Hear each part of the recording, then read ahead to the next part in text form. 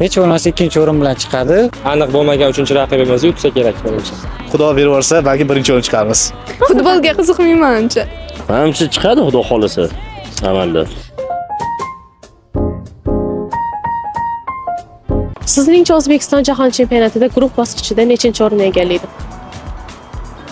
Yaxshi niyat birinchi, конечно, но top 3talikka kirsa kerak deb o'ylayman. Katta ehtimol. Потому что bilmadim, endi точно nima deb bo'lmaydi-yu, но yaxshi niyat deydi. Yaxshi niyat. Da. Ну, menimcha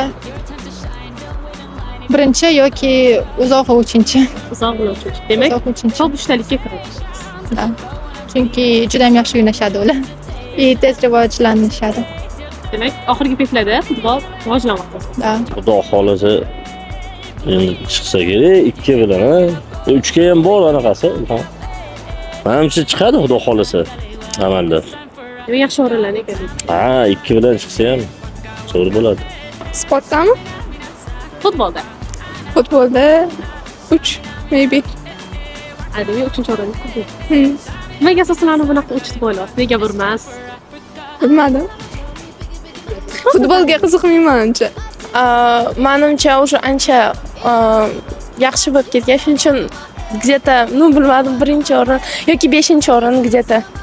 Demak, top 5talikka kiradi. Да, думаю, да. Guruhdami? Endi Portugaliya kuchli, menimcha ikkinchi o'rin bo'lsa kerak. Endi balki Xudo berib yuborsa, balki birinchi o'rin chiqarmiz.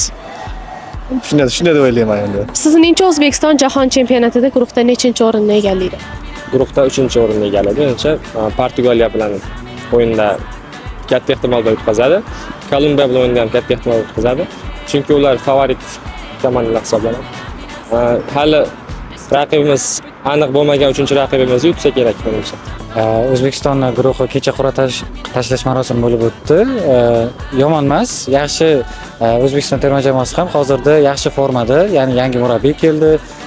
Yaxshi formada davom etyapti. Ishonamizki,